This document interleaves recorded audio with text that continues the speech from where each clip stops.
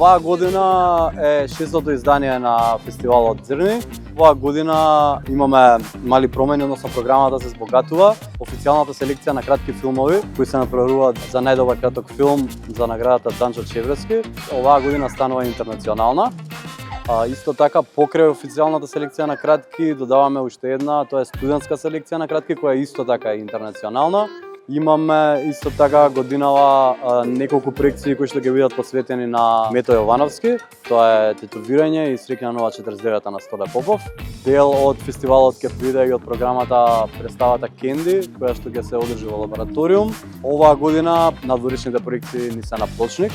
Прв пат го користиме овој простор, не беше желба одамна да го ставиме во некаква функција и оваа година тоа ни успеа, така да 4 дена од денеска понеделник па натаму до четврток имаме 4 дена проекции овдека, а во сабота преку ден имаме денски концерт на Фанк Шуи Аудио Цигла и музичка селекција на Джано Куч.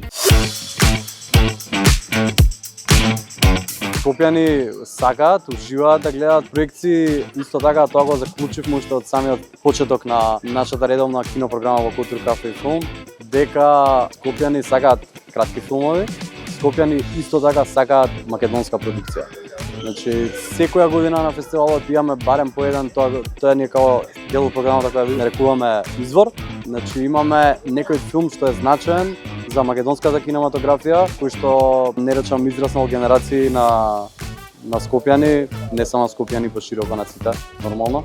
И скопјани дефинитивно сакаат да гледаат и филмови од 90-тите, 80-тите што се класици произведени во тоа време.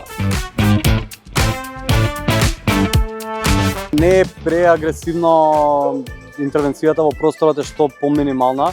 Сакаме да прикажеме какви се намени може да имаат овие простори. До сега беше паркот Форум го одржувавме, што е токму пред Кафе Филм Култур. Малку позголем не беше бидејќи логистички беше поблиску, но оваа локација е дефинитивно поприлагодлива за ваков тип на настани. Интересно е тоа што го замисливме уште од првиот момент дека ќе може проекциите да се ги следат соседите од околните згради, од блокот на Градски зид и од самите прозори и тераси. Така да навистина ни беше желба дека некако ова да се случи и се надевам дека и наредните години ќе продолжи.